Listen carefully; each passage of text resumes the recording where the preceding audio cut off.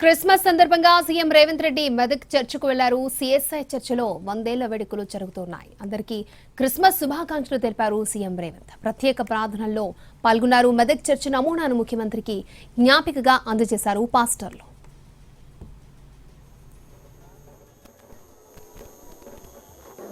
ప్రజలు ఆకలితో అలమటిస్తున్నప్పుడు పనికి ఆహార పథకం ఆనాడు ప్రభు మందిర నిర్మాణంలో భాగస్వాములైన ప్రజలందరికీ భోజనం పెట్టాలని ఒక గొప్ప ఆలోచన, వారికి పని కల్పించాలన్న ఆలోచనతో ఈ గొప్ప దేవాలయాన్ని నిర్మించడం జరిగింది.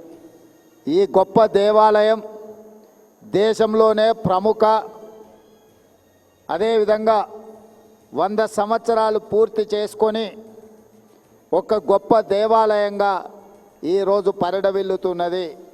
ఇది తెలంగాణ రాష్ట్రానికే గర్వకారణం.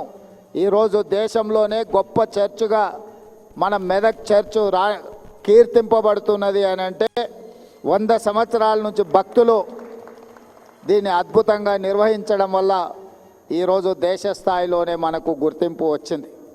అలాంటి 100 సంవత్సరాలు పూర్తి చేసుకున్న దేవాలయాన్ని భవిష్యత్తులో ఇంకా అద్భుతంగా నిర్వహించడానికి, అద్భుతంగా తీర్చిదిద్దడానికి ప్రభుత్వం దగ్గరికి స్థానిక శాసనసభ్యులు మైనంపల్లి రోహిత్, అదేవిధంగా మిత్రులు మైనంపల్లి హనుమంతరావు గారు నా దృష్టికి తీసుకొస్తే తప్పకుండా ఈ దేవాలయానికి సంబంధించిన ఎన్ని అవసరమైతే అన్ని నిధులను విడుదల చేయాలని మంత్రివర్గ సహచరుల అండతో, వారందరి సహకారంతో ఈరోజు నిధులను విడుదల చేయడం జరిగింది.